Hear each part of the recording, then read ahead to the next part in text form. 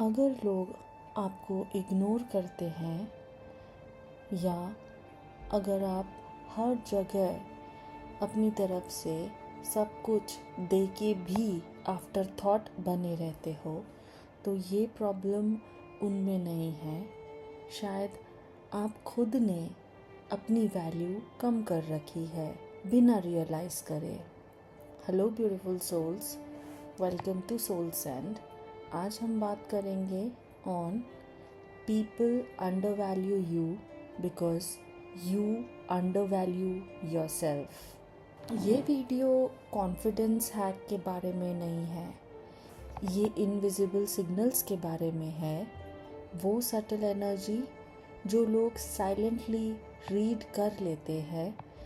इस वीडियो को एंड तक ज़रूर देखिए, क्योंकि एंड में आपको एक ऐसी रियलाइजेशन मिलेगी जो आपकी पूरी रिलेशनशिप डायनामिक्स शिफ्ट कर सकती है।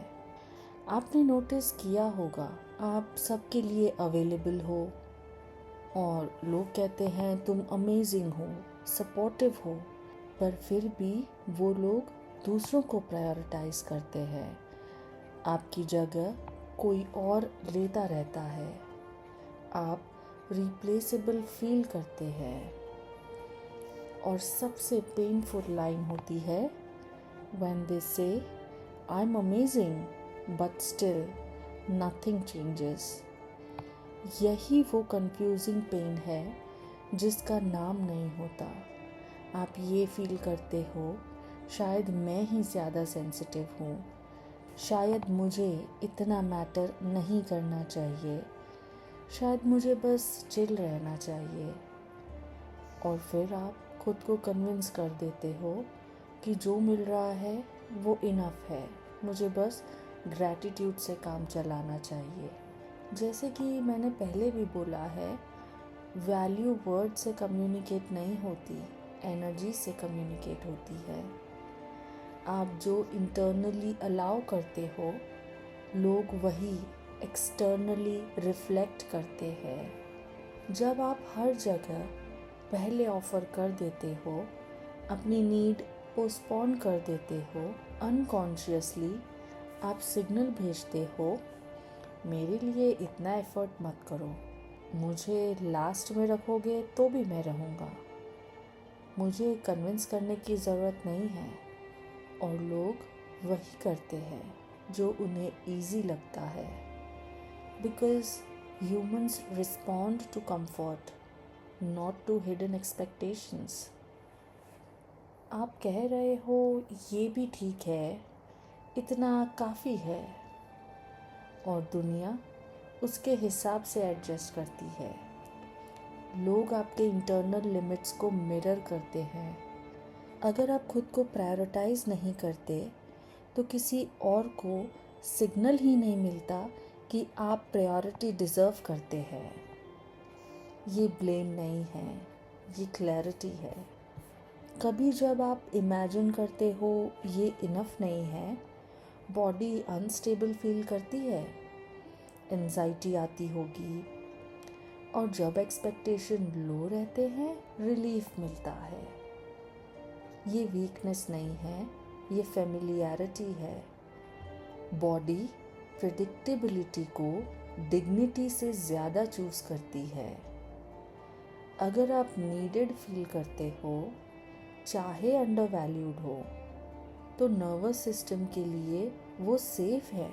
आस्किंग फॉर मोर डिस्टेबलाइजिंग लगता है, इसलिए आप लीस्ट प्रायोरिटी मिलना एक्सेप्ट करते रहे हैं even after doing everything for them. आप इसलिए एक्सेप्ट नहीं करते क्योंकि आप वीक हो। You accept that behaviour because predictability comfortable लगती है आपके नर्वस सिस्टम को। आप प्राउड हो इस बात पे कि आप इजी हो, आप किसी पे बर्डन नहीं हो, आपको स्ट्रॉन्ग दिखना पसंद है, इंडिपेंडेंट रहना पसंद है, लो डिमांड रहना सेफ लगता है। आप कॉन्शियसली सिंपल बनना चाहते हो, लेकिन धीरे धीरे सिंपल से इनविजिबल हो जाते हो। आप खुद को कन्विंस कर देते हो कि जैसा चल रहा है ठीक है, और फिर लोग अज्यूम कर लेते हैं कि आपको वैसे ही ट्रीट करना ठीक है। और धीरे धीरे ह्यूमिलिटी इनविजिबिलिटी बन जाती है, काइंडनेस सेल्फ मिनिमाइजेशन बन जाती है। आप अपनी वर्थ को यूज़फुलनेस से मेजर करने लगते हैं। जैसे आपको लगता होगा मैं तब वैल्यूएबल हूँ जब मैं हेल्पफुल हूँ, और जब आपको रेसिप्रोसिटी चाहिए होती है तो गिल्ट आता है, आस्किंग वीकनेस लगता है। लेकिन एक सोलफुल लाइन याद रखिए, ह्यूमिलिटी का मतलब खुद को छोटा बनाना नहीं होता। काइंड होना और इनविजिबल होना अलग चीज़ें हैं। क्रॉनिक अंडरवैल्यूइंग का इमोशनल कॉस्ट एक दिन में नहीं पता चलता। धीरे धीरे आप रिजेंटमेंट फील करते हो बिना ओपनली आर्ग्यू किए। आप टायर्ड फील करते हो समझदार बने रहने से। आप जॉय लूज़ करते हो कंट्रीब्यूट करते करते। You carry more than you share, और फिर आप खुद से ही डिसअपॉइंट हो जाते हो। एक बात याद रखना, जब आप अपनी वैल्यू डिस्काउंट खुद से करते हो तो दुनिया MRP पे क्यों देगी? ये हार्श नहीं है, ये लिबरेटिंग है। यहाँ विक्टिम स्टोरी या सेल्फ अटैक की बिल्कुल बात नहीं है। यहाँ ये बात है कि शायद अनजाने में मैंने ट्रेन किया होगा लोगों को। आप गलत नहीं थे, आप बस अनअवेयर थे, और अवेयरनेस ही पावर है। क्लैरिटी ब्लेम से ज़्यादा पावरफुल होती है। जब आप पैटर्न देख लेते हो तो सब कुछ करेक्ट किया जा सकता है। सेल्फ वैल्यू लाउड अनाउंसमेंट नहीं होती, वो इंटरनल स्टैंडर्ड होता है। कभी कभी रिस्पेक्ट कॉन्फ्रंटेशन से नहीं आता, डूइंग लेस से आता है, पॉज से आता है, एक्सप्लेनिंग बंद करने से आता है। आप हर चीज़ जस्टिफाई करना बंद करो।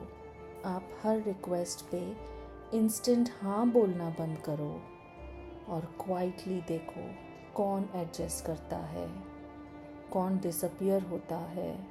बाउंड्रीज डिमांड करने से नहीं सेट होती, वो एक्सप्रेस करने से सेट होती है। जब आप इंटरनली रिकैलिब्रेट करते हो तब सब चेंज होता है। कुछ लोग स्टेप अप करते हैं, कुछ लोग स्टेप अवे करते हैं, और पहली बार फियर की जगह रिलीफ आता है। इंटरैक्शन कम हो सकते हैं पर डिग्निटी ज़्यादा होती है। प्रूफ देने की ज़रूरत कम हो जाती है, और पीस बिना एक्सप्लेन किए मिलता है। वैल्यू अनाउंस नहीं की जाती, वैल्यू लिव की जाती है। रिस्पेक्ट डिमांड नहीं किया जाता, रिस्पेक्ट क्लैरिटी से अट्रैक्ट होता है। सेल्फ रिस्पेक्ट एक साइलेंट लैंग्वेज है जो सब समझ लेते हैं। और अगर आप ये वीडियो यहाँ तक देख रहे हो तो शायद आप रेडी हो, ready to stop negotiating your own worth, ready to choose dignity over familiarity. Comment में लिखें I choose to value myself. बस इतना डिक्लेरेशन आपके नर्वस सिस्टम के लिए भी पावरफुल सिग्नल देगा। अगर ये वीडियो आपसे रेजोनेट किया तो सोल सैंड फैमिली का पार्ट बने। सब्सक्राइब कीजिए। यहाँ आप अलोन नहीं हैं, यहाँ आप सीन हैं, यहाँ आप सेफ हैं, यहाँ आप ग्रो करते हैं। और अगर आप चाहते हो कि और लोग भी साइलेंट अंडरवैल्यूइंग पैटर्न को पहचाने तो इस वीडियो को लाइक कीजिए, शेयर करिए किसी ऐसे इंसान के साथ जो हमेशा सबके लिए स्ट्रॉन्ग बनता है, पर खुद को पीछे रख देता है। Support the message, spread the awareness, multiply the dignity. आज से ओवर एक्सप्लेनिंग बंद, आज से इंस्टेंट अवेलेबिलिटी बंद, आज से साइलेंट सेल्फ डिस्काउंट बंद, because takers has no limit, so givers should better have limits. Stand in your value, embody your worth, stop shrinking. As I say, together we heal, together we rise. This is Soul Sand signing off. Peace out.